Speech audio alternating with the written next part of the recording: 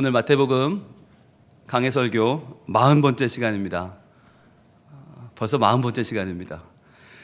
내가 만일이라는 제목으로 하나님 말씀을 증거하겠습니다. 우리는 지난 시간에 이제 드디어 예수님을 시험하는 마귀의 두 번째 시험을 봤습니다. 그런데 그 두 번째 시험은 내용을 보기 전에 먼저 그 장소의 변화에 우리가 주목할 필요가 있다라는 말씀을 드렸습니다. 첫 번째 시험을 했던 장소는 어디였죠? 바로 유대 광야였죠. 유대 광야. 사단은 나름대로는 유대 광야라면 아무것도 없으니까 여기서 40일 금식을 예수님 하셨으니까 아마도 돌로 떡을 만들어라 하면 당장에 만들어 먹겠지? 라고 하는 생각을 가지고 유대 광야를 시험지로 선택을 했어요. 그런데 정작 예수님 입장에서는 광야가 어떤 곳이라고요? 텅 빈 곳이 아니라 아무것도 없는 곳이 아니라 그렇기 때문에 하나님만 바라보는 장소라고 했죠. 그래서 광야는 오히려 예수님에게는 시험을 이길 너무나 좋은 장소였어요. 오히려 세상 유혹, 세상 욕심, 세상의 그 어떤 것도 예수님은 흔들 수 없고 다만 하나님만 바라보고 하나님의 말씀이 머리부터 발끝까지 진동하는 자리, 광야. 그래서 하나님 말씀은 히브리어로 다바르라고 했고 그 다바르가 존재하는, 말씀이 존재하는 곳 미드바르는 광야라고 하는 말씀을 드렸죠. 그러니까 지금 사단은 잘못 선택해도 한참 잘못 선택한 거죠. 하필이면 하나님께만 집중하고 하나님의 말씀에 자기 인생을 걸 수 있는 자리, 유대 광야 미드바르에서 시험을 걸어온 것입니다. 그래서 첫 번째 시험에 실패하고 사단이 정신을 차리죠. 여기는 안 되겠구나. 선택한 장소가 어디였다고요? 바로 거룩한 성 예루살렘이었습니다.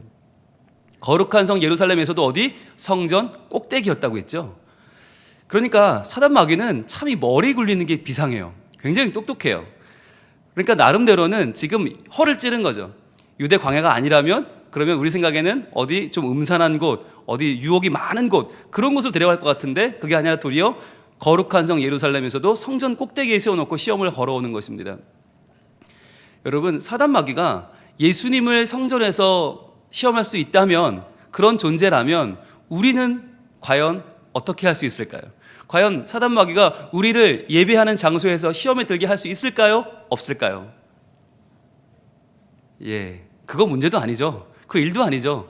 아니, 예수님도 성전 꼭대기에 데려가서 시험하는 마귀라면 과연 우리는 어떻겠습니까? 예수님께서 이 시험을 받으신 이유가 있잖아요. 예수님이 뭐가 모자라서 마귀에게 시험을 받아야 합니까? 그럴 이유가 없어요. 근데 왜 받으셨다고요? 미리 우리가 겪을 인생의 시험을 예수님이 미리 겪어내신 거라고 했잖아요. 그래서 예수님이 우리 인간들에게 보여주는 거죠. 봐라, 사단 마귀의 시험은 이렇게 이기는 거다라고 보여주신다고 했죠. 이 세 가지 시험에 대해서 사실은 마귀도 예수님도 이 문제를 공개하는 데 이의가 없습니다. 왜냐하면 사단 마귀는 이 세 가지 시험이 세상에 공개돼도 여유가 있어요. 왜? 답을 몰라서 못 이기는 게 아니잖아요. 우리가 답을 알면서도 못 이겨요.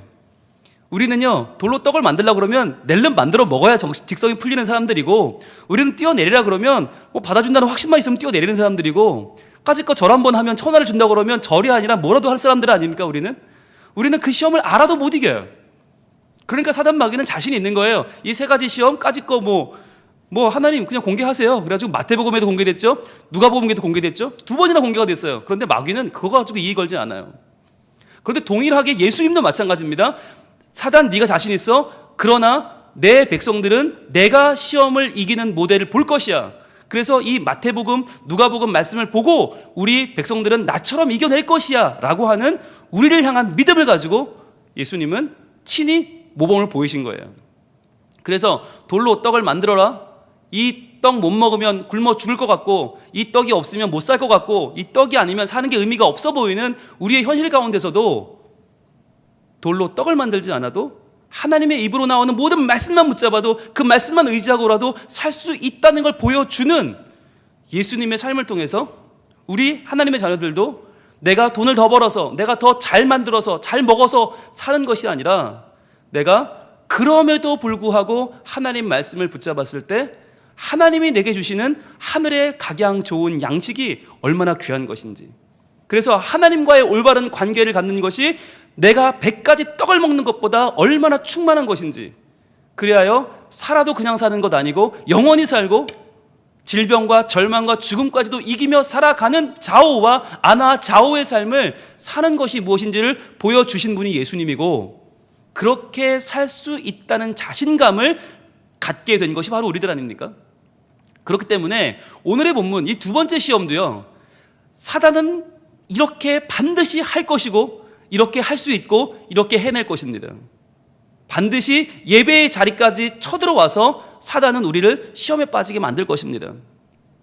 시험에 드는 유형은 여러 가지가 있습니다. 첫 번째 유형은요, 오타를 지적하는 유형이 있습니다. 이분들은 예배에 관심이 없고요, 무조건 주보를 살핍니다. 그리고는 이거 왜 이래? 그래서 이제 오타를 찾아내는데 능숙한 그런 유형들이 있고요. 어떤 유형은 들어오자마자 주님 만나러 가시는 분들도 있습니다. 예, 물론 우리 교회는 그런 분들이 많이 없는데 다른 교회 가면요, 작정을 하고 오셨어요. 이분은 이건 제 책임이 아니에요.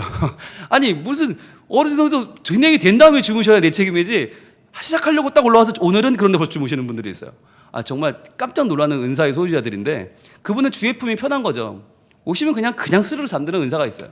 근데 그것도 많은 분들이 말씀하는 것처럼 저는 시험의 일종인 것 같아요. 그걸 이겨내셔야 되는데, 그걸 이겨내고 말씀 가운데로 들어오셔야 되는데 그게 쉽지 않은 것 같아요. 물론 삶이 피곤하고 힘들고 다 이해는 합니다만, 하지만 왜 하필이면 설교 시간만 잠이 오냐고요.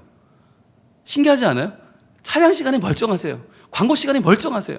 그리고 끝날 때 나가보면 누구보다 제일 행복한 표정을 지고 나가세요. 궁금해 죽겠어요. 왜 행복한 건지, 잠을 잘 주무신 건지, 그날따라 꿈이 좋은 꿈을 꿨는지 모르겠으나 굉장히 평안하세요. 정말 저는 미스테리예요. 그런가 하면 이 예배를 와서 계속해서 자기 자신을 학대하는 분들이 있어요. 나는 여기 올 자격이 없는데. 물론 이거 좋은 생각이긴 해요. 그 말도 맞죠. 예, 참회 기도라는 게 있잖아요. 참회 기도에서 기도를 하고 주님 용서해 주세요, 할렐루야, 아멘, 그리고 용서 받았다는 확신을 가지고 예배를 드려야 되는데, 어떤 분들은 끝까지 아픈 거예요. 시작할 때부터 끝까지 아파. 너무 아프니까 아파 하다가 말씀은 안 들어오는 거예요. 그리고는 계속 아픈 채로 돌아가요. 그런 분들을 보면 제가 너무 마음이 아파요. 그러니까 죄의 짐을 지고 왔으면 여기 와서 죄의 짐을 내려놓고 주님 만나고 은혜의 그 물줄기를 가득 내 안에 채우고 할렐루야, 아멘, 그리고 그 은혜로 나가야 되는데, 나갈 때 다시 짊어지고 나가는 거죠. 아이고, 예배 잘 드렸네, 좋은 말씀 드렸네, 할렐루야, 그리고 또 지고 가는 거예요. 그러니까 죄의 짐을 내려놓지를 못해. 항상 죄인으로 사는 거죠. 참 많은 시험이 있어요. 그런가 하면 그 반대도 있어요. 그 반대도, 예배를 드렸으니 나는 이제 해결, 만사 오케이, 이제부터 내 맘대로 살아도 돼, 이런 분도 있어요. 그러니까 일주일에 한 번 예배만 드리고 나면 나는 모든 게 다 해결됐으니까 나는 이제 앞으로 죄도 없고 죄책감도 없고 나는 사명도 없고 그냥 내 맘대로 일주일 동안 뭐 남들보다 더하게 살면 어때? 일주일에 또 예배 드릴 건데. 이것도 시험이죠. 그러니까 예배를 드렸으나 내가 해결되지 않았다는 아픔과 상처가 해결되지 않는 것도 저는 시험인 것 같고요. 예배를 드렸으니 나는 이제 모든 게 해결됐다고 생각하는 것도 시험인 것 같아요. 그런데 이런 수많은 시험들이 있단 말이죠. 실제로 교회 와서 여러분 예배를 드릴 때 어떤 마음을 가지십니까? 오늘은 어떤 말씀을 주실까? 어떤 찬양대는 어떤 찬양을 할까? 우리 찬양팀은 어떤 찬양을 할까? 그게 내 마음에 흡족하면 대단히 은혜로운 찬양, 은혜로운 설교, 은혜로운 예배가 되는 것이고, 그게 나하고 안 맞으면 오늘은 좀 아닌데? 오늘은 좀 이상한데? 라고 예배를 우리가 평가하지 않습니까?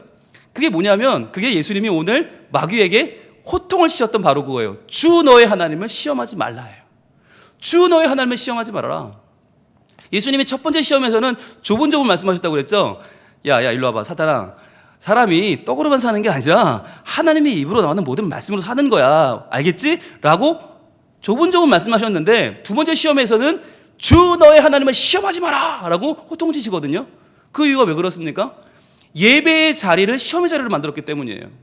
예배의 처소를 시험의 자리, 누구를? 하나님을 시험하는 자리로. 그래서 마치 하나님이 내 뜻대로 해주나 안 해주나, 하나님이란 분이 과연 있는가 없는가 라고 하는 하나님을 시험하는 장소로 예배의 처소를 만들어버렸기 때문에 예수님은 진노하신 거죠. 그러니까 우리도 그렇잖아요. 기도하면서 과연 하나님이 내 기도를 들어주나 안 들어주나. 내 기도를 들어주면 하나님은 있는 분이고, 내 기도를 안 들어주면 하나님은 없다. 하나님이 있는가 없는가 시험하고 있는 우리의 모습이 있지는 않는가라고 하는 것이에요. 설교를 들어도 내 뜻에 맞는 설교를 하시나 안 하시나, 내 뜻에 맞으면 하나님은 계셔, 근데 내 뜻이 안 맞으면 하나님이 오늘은 안 계신 것 같기도 하고, 오늘은 목사님이 자기 일을 하는 것 같기도 하고, 왜 하나님 말씀을 저렇게 안 하시지? 우린 내 생각 따라 판단을 하는 거죠. 그렇게 우리가 예배에 나와서도 우리는 하나님을 시험할 수 있어요. 왜냐하면 사탄은 그렇게 하고도 남을 만한 위인이에요. 그러면 어떻게 우리가 그 시험을 이겨냅니까? 우리에게 유혹으로 다가오는 사단에게 외칠 수 있어야 되는 거죠. 주 너의 하나님을 시험하지 마라. 그리고 이것을 내 자신에게도 말해야 되죠. 주 너의 하나님을 시험하지 마라. 하나님은 계신가 안 계신가 시험할 대상이 아니에요. 우리가 순복하고 경배해야 될 대상이죠. 하나님은 확실하게 계시다 믿고 그 하나님께 우리의 마음을 열어놓고 우리 마음을 드리며 나아가야만 하는 것입니다. 자, 그러면 이제 장소에 대한 문제를 지난주에 봤고, 오늘부터는 내용으로 들어갑니다. 과연 어떠한 내용으로 사단 마귀는 예수님을 시험하고 있는가? 오늘의 본문 마태복음 4장 5절과 6절을 보겠습니다. 5절입니다. 시작. 이에 마귀가 예수를 거룩한 성으로 데려다가 성전 꼭대기에 세우고 이르되 내가 만일 하나님의 아들이거든 뛰어내리라. 기록되었으되 그가 너를 위하여 그의 사자들을 명하시리니 그들의 손으로 너를 받들어 발이 돌에 부딪히지 않게 하리로다 하였느니라. 이렇게 사단 마귀는 시험을 합니다. 자, 여기서 시험하는 말의 첫 번째 말이 뭐죠? 내가 만일 하나님의 아들이거든 이란 말입니다. 내가 만일 하나님의 아들이거든. 자, 이 말은 지금 마귀는 예수님의 자아 정체성을 흔들고 있는 것입니다. 자, 예수님의 자아 정체성, 예수님이 누구신가라고 하는 것, 예수님은 자기를 누구라고 알고 있는가, 누구라고 믿고 있는가 하는 부분을 지금 사단은 시비를 걸어오는 것입니다. 그런데 하나님의 아들이거든 어떻게 하라고요? 뛰어내리라고요. 이 말은 뛰어내리면 하나님의 아들이고, 뛰어내리지 않으면, 또 뛰어내리지 못하면 하나님의 아들이 아니라는 거죠. 여러분, 이 시험이 참 고도의 전략인 것이, 지금 이 시험은 하나님의 아들이냐 아니냐를 묻고 있는 게 아니에요. 이것을 네가 증명해내려면 뛰어내리라는 거예요. 뛰어내려서 직접 증명하면 될 거 아니냐 라고 말하는 거죠. 그럼 우리 같으면 어떻게 하겠어요? 까짓 거 뭐 뛰어내리지 뭐. 예수님이 뛰어내지 못할 게 뭐가 있어요? 예수님 거기서 뛴다고 죽겠어요? 그럼 예수님이 당연히 야 그건 말이라고 하냐? 뛰면 그만이에요. 그런데 뛰는 순간 그 자체가 뭐예요? 사단의 술수에 걸려 넘어가는 거죠.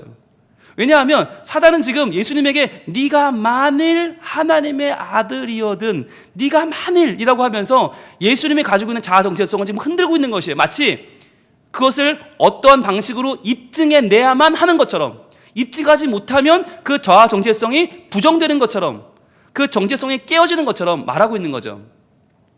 여러분, 자아 정체성이라는 것 자체가 어떠한 하나의 사건을 할 수 있느냐 없느냐라고 하는 능력의 문제로 바뀌는 것이 아닙니다. 자아 정체성이란 그렇게 바뀌는 게 아니에요.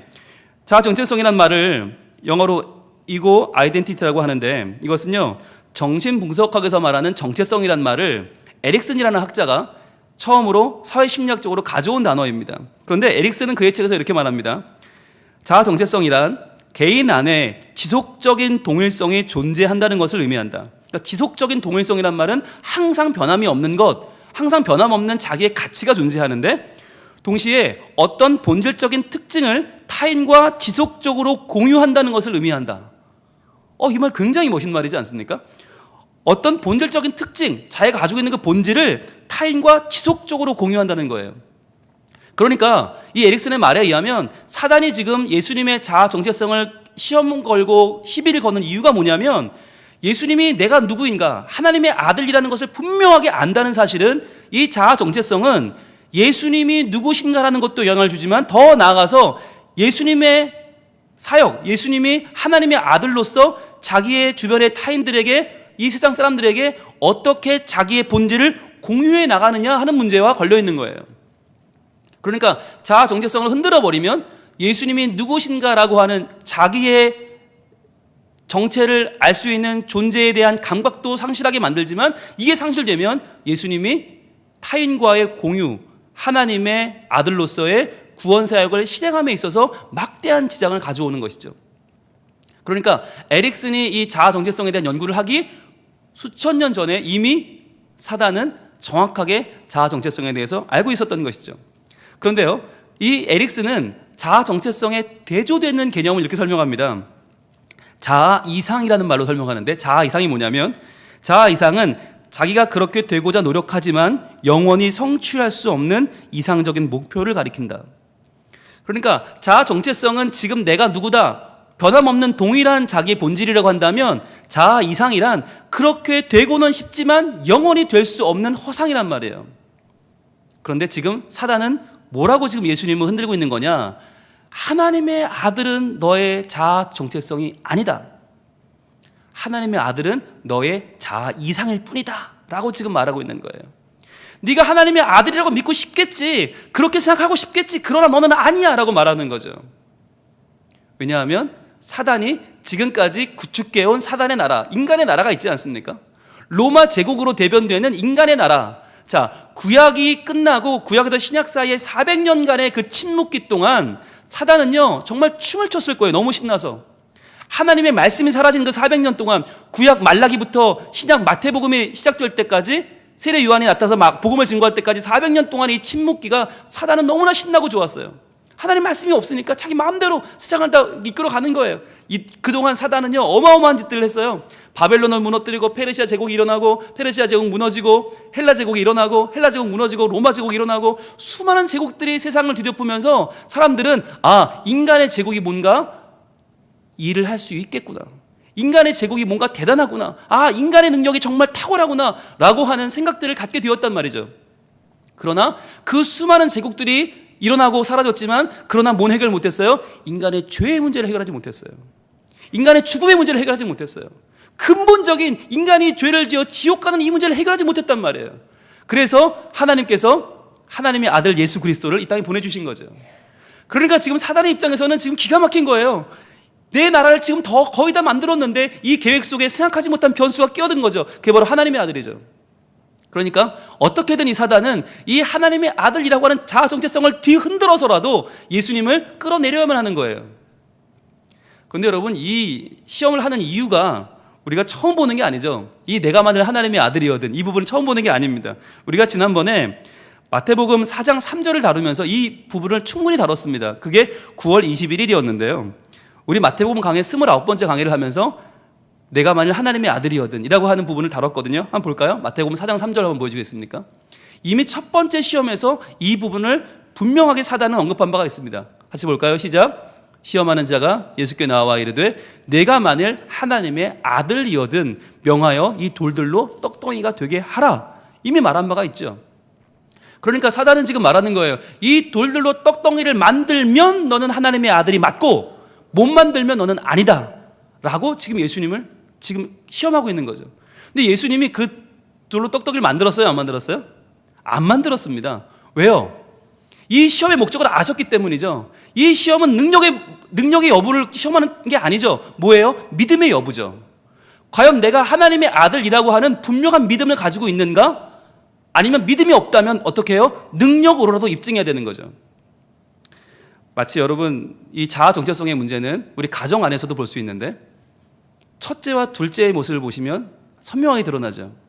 첫째는요, 내가 이 집의 아들, 이 집의 자녀라고 하는 자아 정체성이 분명합니다. 왜냐하면 태어나서 자기 혼자밖에 없었잖아요.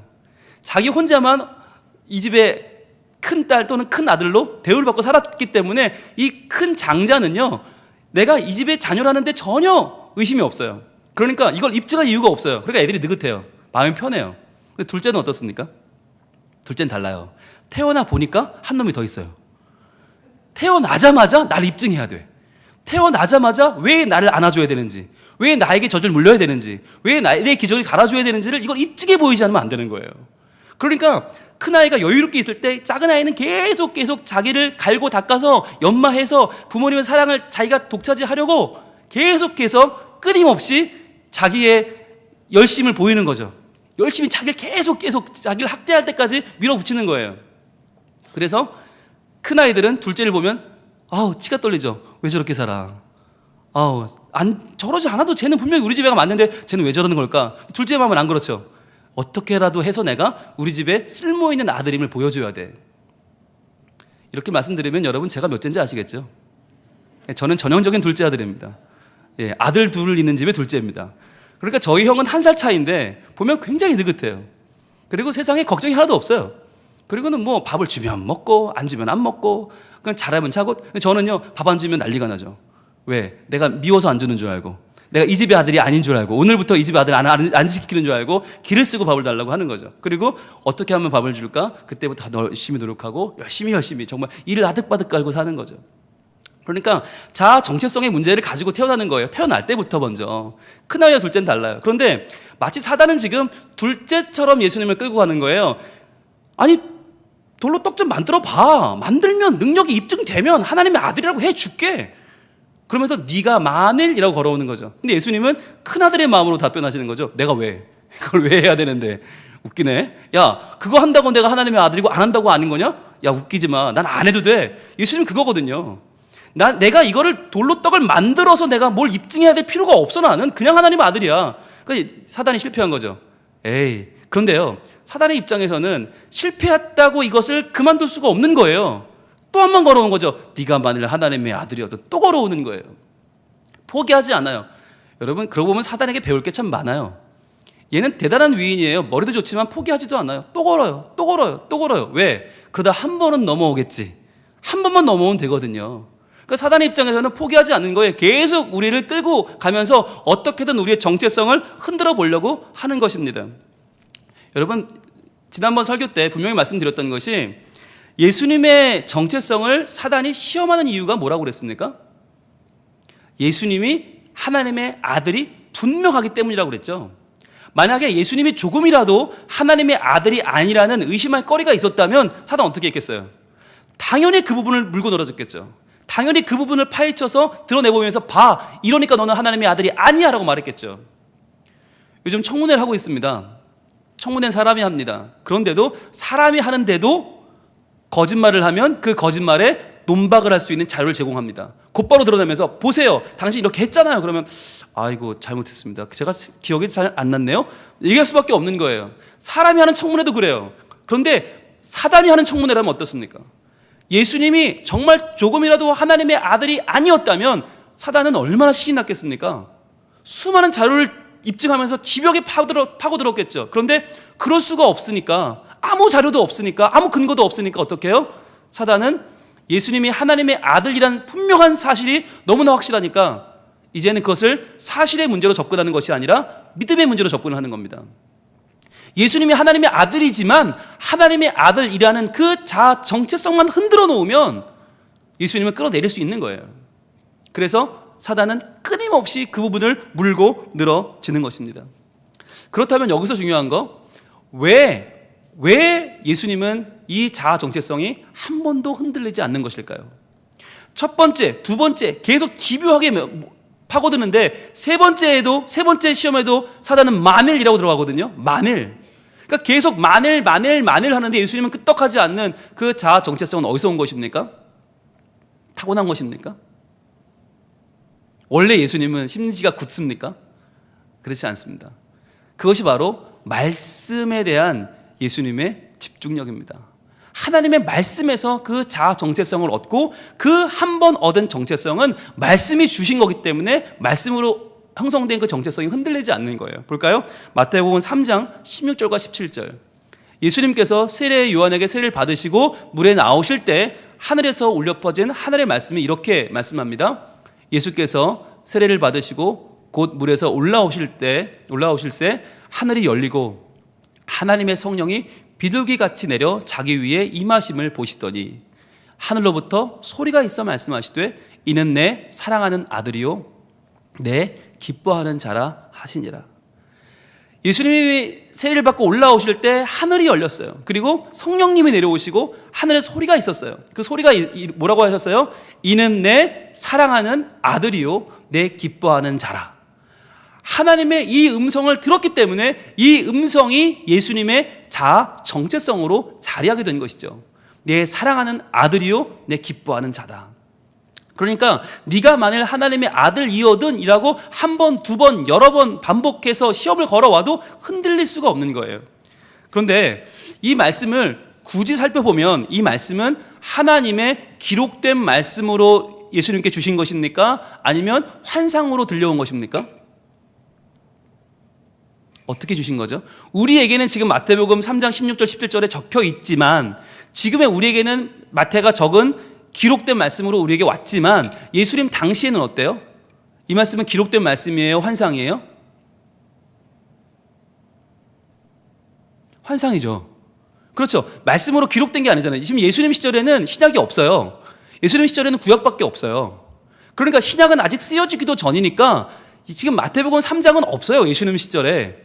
그러니까 예수님이 이 말씀, 이는 내 사랑하는 아들이요 내 기뻐하는 자라라고 하는 말씀을 받은 건 뭘로 받은 거예요? 기록된 말씀이 아니라 환상으로 들은 거죠. 그렇죠? 그런데 우리가 볼 때 환상이나 꿈은 물론 하나님이 주시는 것일 수도 있지만 아닐 수도 있잖아요. 그러니까 환상으로 주어지시는 것은 반드시 하나님의 기록된 말씀으로 그것이 검증이 되어야 됩니다. 이 단계가 중요합니다. 요즘 한국교회가 매우 어지러워지는 이유 중에 하나가 신사도 운동 그리고 천국 지옥 간증 때문에 그렇거든요.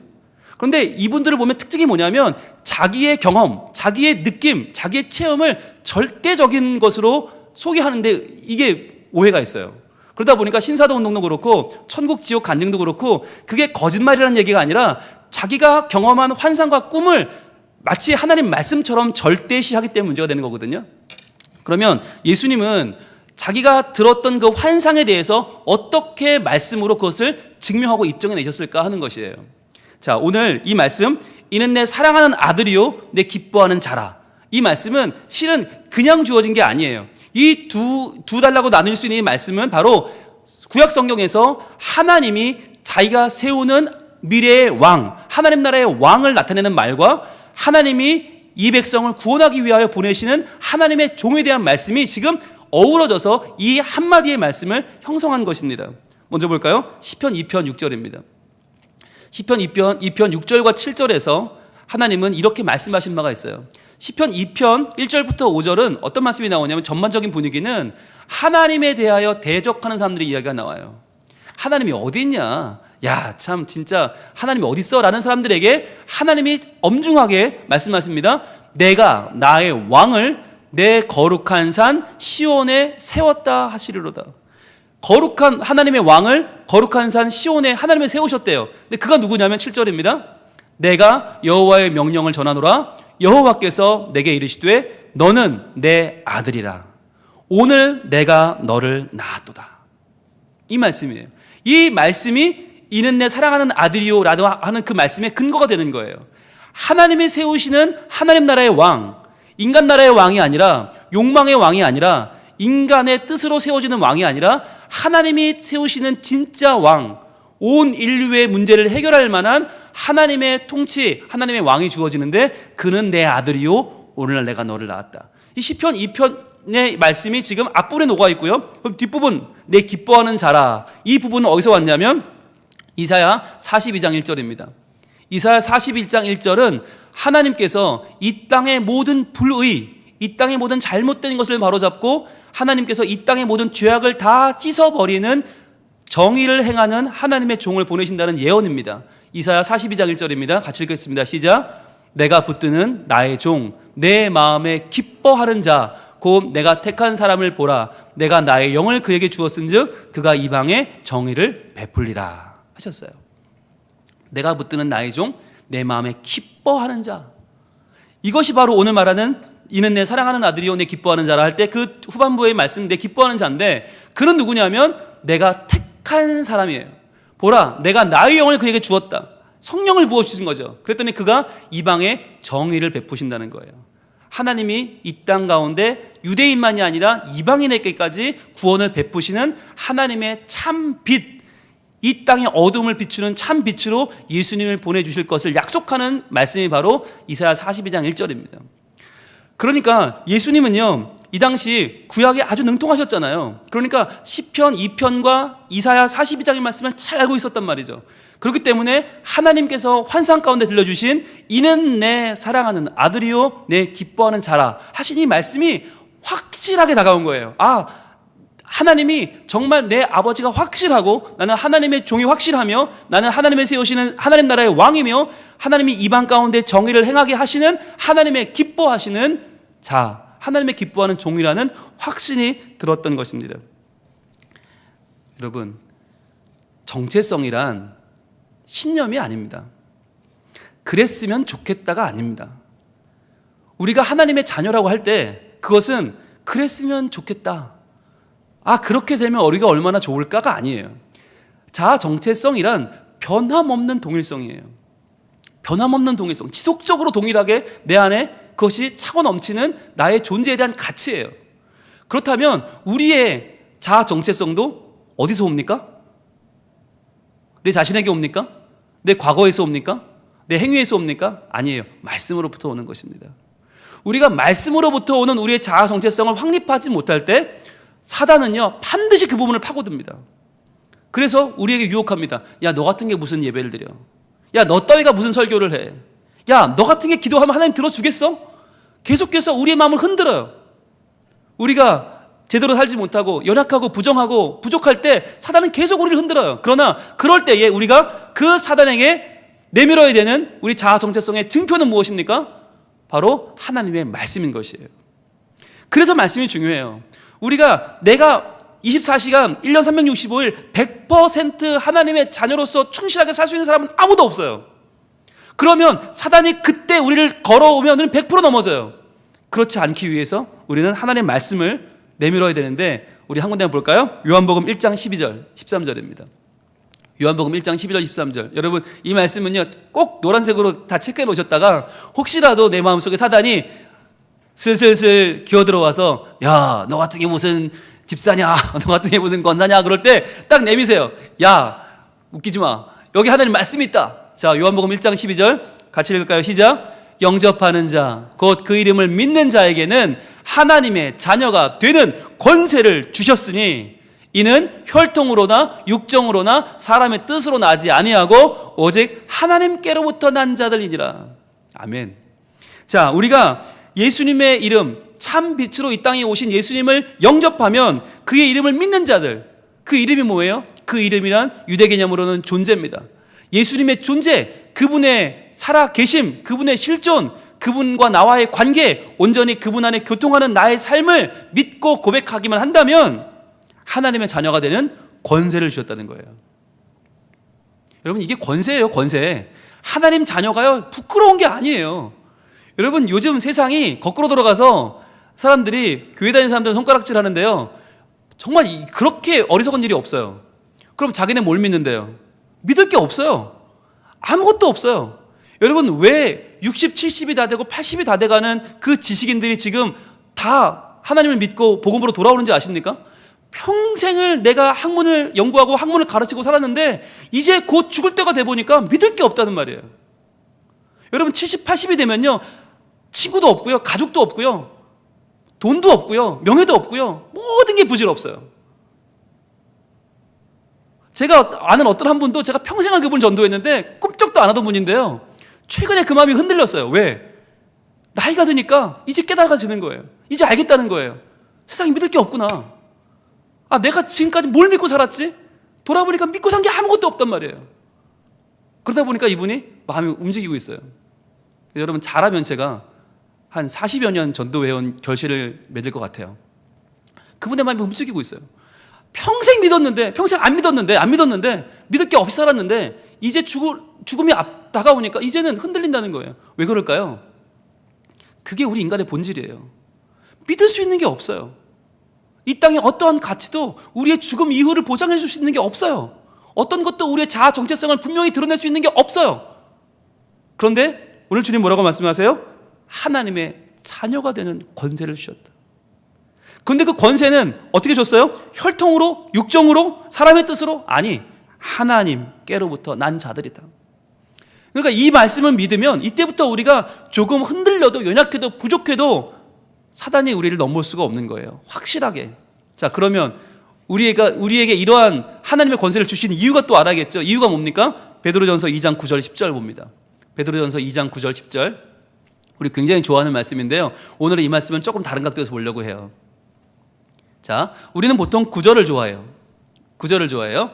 그러나 너희는 택하신 족속이요, 왕같은 제사장이요, 거룩한 나라요, 그의 소유가 된 백성이니. 여기까지 우린 좋아하잖아요. 자, 그런데 오늘은 여기서 흥분하지 말고 일단 차분하게 여기까지 일단 봅시다. 택하신 족속, 왕같은 제사장, 거룩한 나라, 그의 소유가 된 백성. 확실하게 하나님 거란 말이죠. 4번을 반복해서 하나님 거, 하나님 거, 하나님 거, 하나님 거. 택하신 족속, 누가? 하나님이. 왕같은 제사장, 누굴 섬겨? 하나님을. 거룩한 나라, 거룩이 뭐예요? 분별된 거, 세상과는 분별되어 하나님께 속한 거, 그의 소유된 백성, 하나님의 소유다. 4번을 반복해서 하나님 거, 하나님 거, 하나님 거, 하나님 거. 주의 자녀, 주의 자녀, 주의 자녀, 주의 자녀. 하나님의 아들, 하나님의 아들, 하나님의 아들, 하나님의 아들. 자, 그런데 이제 우리는 그 뒷부분에 주목하길 원합니다. 이는이 중요한 거예요. 이는. 왜 그렇게 우리를 자아 정체성을 우리가 허락하시나? 이는이 뭐예요? 왜냐하면이죠. 왜냐하면 그 이유가 뭐냐면 너희를 어두운 데서 불러내어 그의 기이한 빛에 들어가게 하신 이에 아름다운 덕을 선포하게 하려 하심이라. 이유가 있다는 거예요. 너희를 네 겹이나 자아 정체성을 확실하게 하나님 거, 하나님 거, 하나님 거, 하나님 거 하는 이유가 있는데, 왜냐하면 이제 너희를 어두운데, 너희 죄 속에서 헤매고 있던, 죽음에서 죽음을 먹는 자들로 살고 있던 우리를 그분의 기이한 놀라운 빛 가운데 하나님의 참빛이신 예수님께로 들어가게 하신 아름다운 덕, 하나님이 그 아름다운 은혜를 이제는 선포하라는 거예요. 그러니까 여러분, 자아 정체성이란 거듭 말씀드리죠, 지속적인 동일성을 가지고 있는 것만이 아니라 그것을 가지고 타인과 지속적으로 공유하는 것이라는 거예요. 여러분, 이 개념 우리가 확실히 알면 좋겠어요. 그전까지는 나는 하나님의 자녀다 할렐루야로 끝났다면 이제는 아니요, 그것을 어떻게 하면 타인과 지속적으로 공유할 수 있을까? 어떻게 하면 그 아름다운 은혜를 내가 선포할 수 있을까? 어떻게 하면 전할 수 있을까? 거기까지 가야 되는 거예요. 거기까지 가지 못하면 우리는 여전히 교회 안에서 그냥 우리끼리 상처받고 우리끼리 해결하고 우리끼리 울고 우리끼리 죄짓고 우리끼리 또 회복되고, 남이 보면 되게 웃길걸요? 되게 웃기죠? 쟤네는 뭔데 교회 가서 맨날 지들끼리 질질 짜고 해결됐다고 그러고 또 뭐 상처받았다고 그러고 맨날 또 가서 또 실패했다고 울고불고 뭐 하나님 은혜 주셨다고 또 막 좋아하다가 되게 웃긴 애들, 우리랑 아무 상관없는 애들, 이러면 끝나는 거예요. 정체성이란, 자아 정체성이란 반드시 타인과의 지속적인 공유가 일어나야 됩니다. 우리가 받은 하나님의 은혜, 나를 죄악에서 건져주신 하나님의 사랑을 선포하는 자. 그래서 우리가 선포해야 될 내용이 뭐예요? 그게 10절이에요. 10절. 너희가 전에는 백성이 아니더니 이제는 하나님의 백성이요. 전에는 긍휼을 얻지 못하였더니 이제는 긍휼을 얻은 자니라. 이걸 선포하라는 말이에요. 내가 예수님을 알기 전에는 내가 하나님의 백성이 아니었어요. 나는 내 욕심으로 나의 죽음을, 죄를 먹고 사는 사람이었어요. 그런데 이제는 내가 하나님 백성이 되었어요. 예수님을 믿고 나는 하나님 백성이 되었어요. 전에는 긍휼을 얻지 못했어요. 나는 죽음을 향해 달려가는 죽어야 될 사람이었는데 이제는 예수님을 믿었더니 그분이 나를 위해 죽으시고 부활하셔서 이제는 내가 긍휼을 얻은 자가 되었습니다. 이걸 전하란 말이에요. 나같이 부족한 인간도 예수님 사랑해 주셨어요. 이렇게 연약한 나도 하나님이 자녀 삼아 주셨어요. 너는 내 아들이라 오늘날 내가 너를 낳았도다 말씀해 주셨어요. 그러니까 당신도 하나님을 믿으세요 라고 말할 수 있는 그 용기와 그 담대함을 지금 하나님 우리에게 허락해 주시는 것입니다. 지금도 사단은 끊임없이 우리에게 유혹합니다. 네가 만일 합니다. 너 따위가 무슨 하나님을 증거하냐고, 너 같은 게 전도하면 듣기나 하겠냐고, 너 같은 게 무슨 하나님의 사랑을 증거하고 그분의 존재를 증거하느냐고 우리를 비웃고 흔들어댑니다. 그러나 여러분, 끄떡하실 이유가 없습니다. 왜요? 사단이 시험하는 이유는 뭐예요? 우리가 하나님 자녀가 분명하니까 시험하는 거죠. 우리가 어떻게 할 수가 없으니까, 하나님 말씀이 너무 확실하니까 그거를 흔들 수도 없고 그거를 기묘하게 파헤쳐도 아무것도 나올 게 없으니까 기껏 한다는 게 뭐예요? 흔드는 거예요. 흔들리지 마세요. 흔들리지 마시고 내가 하나님의 자녀가 되는 권세를 얻었다고 하는 것을 믿으시고, 이 하나님의 놀라운 권세를 얻은 것을 나로 끝내지 말고 우리 부모에게, 우리 자녀에게, 우리 이웃에게, 우리 동료들에게, 우리 주변 사람들에게 나아가서 선포할 수 있기를 원합니다. 내가 하나님 자녀가 아니었는데 이제는 하나님 자녀가 되었어요. 내가 긍휼을 받지 못했는데 이제는 긍휼을 받게 되었어요. 이 아름다운 구원의 소식을 증거하면서 다시 한번 우리 안에 하나님의 자녀라는 자아 정체성이 분명해지고, 그래서 내 안에 이 동일한 지속성이 이어지면서 타인과 아름다운 공유가 일어나는, 그리하여 점점 아름다운 소문과 소식이 점점점 퍼져나가는 하나님의 자녀들, 하나님의 거룩한 믿음 공동체, 하나님의 성민 가족들 될 수 있기를 우리 하나님 원하고 계십니다. 우리 함께 찬양할까요? 힘들고 지쳐 낙마하고 넘어져 일어날 힘 전혀 없을 때, 자, 이때라도 흔들리면 안 돼요. 교육이 다가와 손잡아 주시며 나에게 말씀하십니다. 때로 나에게 실망하고요, 내 자신이 연약해 보이고요, 고통 가운데 눈물을 흘릴 때 못자국 난 그 손길 눈물 닦아주시며 나에게 말씀하시네. 주님 말씀하십니다. 너는 내 아들이라, 너는 내 딸이다, 오늘날 내가 너를 낳았다. 이 주님 말씀 오늘 의지하면서 우리 마음을 다 들여 찬양할 수 있게 원합니다. 주님, 나를 받아 주옵소서. 힘들고 지쳐 낙마하고 넘어져 일어날 힘처럼 없을 때에 조용히 다가 손 잡아주시며 나에게 말씀하시네. 때로는 나에게 실망하죠. 나에게 실망하며 내 자신 연약해 고통 속에 눈물 흘릴 때에 못자국 난 그 손길 눈물 닦아주시며 나에게 말씀하시네. 뭐라고 말씀하십니까? 내가 누굽니까? 너는 내 아들이라 오늘날 내가 너를 낳고라. 너는 내 아들이라 나의 사랑하는 내 아들이라.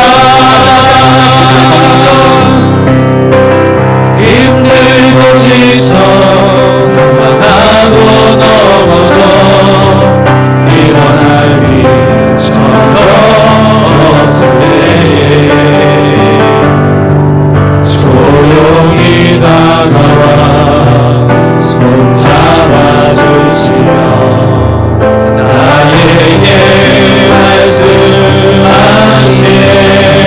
그리고 또요, 나에게 실망하며 내 자신 연약해 고통 속에 눈물 흘릴 때에 못자국 난 그 손길 못자국 난 그 손길 눈물 닦아주시며 나에게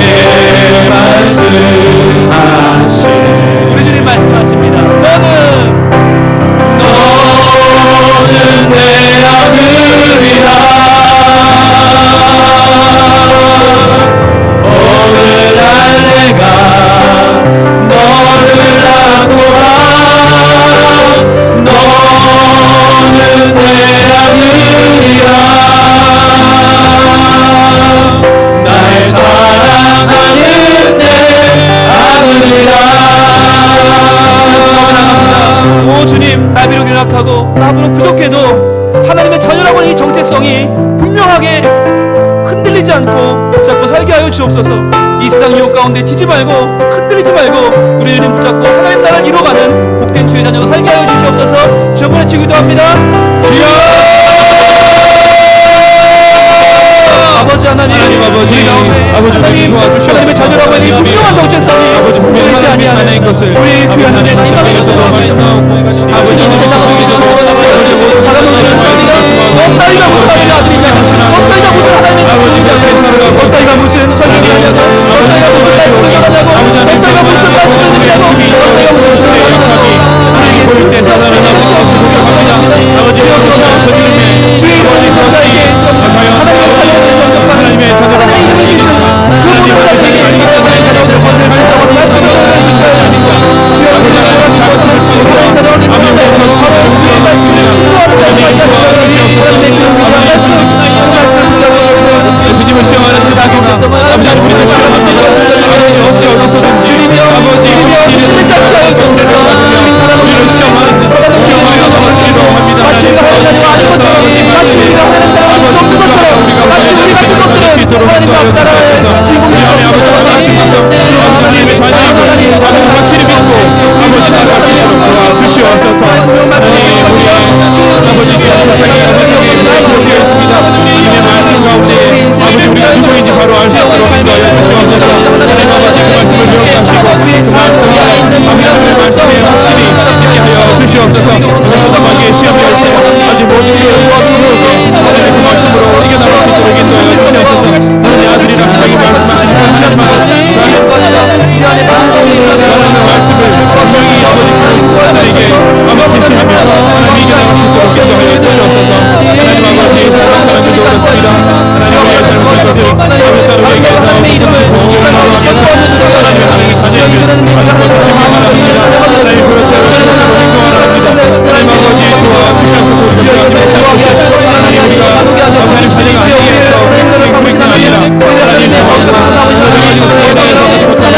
옵니다. 하나님 도와주시옵소서. 하나님 아버지 우리가 다시 한번 이 말씀 하나님 네가 만들이라는 이 말씀 아버지 주옵소서. 하나님 그리스도 우리에게 나올 수 있도록 어떤 어려움이 있어도 어떤 속에 하여 주시옵소서. 아버지 하나님께서 이 말씀을 지킬 수 있도록 인도하여 주시옵소서. 아버지 하나님 하나님 주셨으니 주여주옵소서. 하나님 그래서 우리 마음의 하늘로 우리의 정사하는 것을 흔들지 않고 이만의 하나님을 선포하는 하나님 도와주시옵소서. 아버지 우리를 풀어주시옵소서. 하나님 예수님의 그 시험을 하나님께서 광대에 올주시옵소서. 하나님 아버지 사탄의 말을 기울여 아버지 것을 말을 수용하는 것이 아니라 하나님의 말씀에 반응할 수 있는 하나님의 말씀에 아버지 협조하고 말씀의 발급을 아버지 우리에게 바꿔 주시옵소서. 말씀을 여기하시고 말씀을 알게 하시고 말씀을 읽게 하여 주시옵소서. 하나님 귀하신 하나님의 말씀 아버지 이후를 말씀으로 수용할 수 있도록 인도하여 주시옵소서. 하나님 너는 내 아들이라 너는 내 아들이라 오늘날 내가 너를 낳도다 너는 내 아들이라 나의 사랑하는 내 아들이라 언제나 변함없이 너는 내 아들이라 너는 내 아들이라 나의 십자가 고통 햇살이 그 고통으로 내가 너를 나시니 너는 내 아들이라 내 아들이라 오늘날 내가 너를 낳도다 너는 내 아들이라 나의 사랑하는 내 아들이라 나의 사랑하는 내 아들이라 나의 사랑하는 나의 사랑하는 내 아들이라 주님, 우리의 마음은 하루에 12번도 더 흔들립니다. 우리의 삶을 보면, 내 행실을 보면 부끄럽기 그지없고 나 같은 것이 어떻게 하나님 자녀가 될 수 있는지 주님 저희는 확신할 수 없습니다. 그러나 우리를 향하여 말씀하시는 하나님의 분명한 말씀이 계시오니 그 말씀 붙잡고 저희들 하나님 자녀로 살기를 원합니다. 주님, 이 정체성이 흔들리지 않게 하여 주시옵소서. 우리 안에 지속적인 동일성이 존재하며 이 본질적인 특징을 타인과 지속적으로 공유하는 진정한 복음의 사람, 하나님이 함께 하시는 하나님의 자녀의 정체성이 분명히 우리 안에 자리할 수 있도록 도와주시옵소서. 사단마귀가 아무리 흔들어도 흔들리지 않고 믿음으로 살아갈 때 우리의 주변이 바뀌고 예수 그리스도의 참 빛이 우리를 더욱 밝게 비추시고 우리의 가정이 변하고 우리의 직장이 변하고 우리의 사회가 변할 줄로 믿사오니 하나님의 자녀가 된 자들이 기쁨으로 복음을 증거하며 살아 하나님의 말씀을 선포하며 살아 점점 더 하나님 나라가 이루어지는 우리 성민 가족들 다 되게 하여 주시옵소서. 예수님 이름으로 기도합니다. 아멘.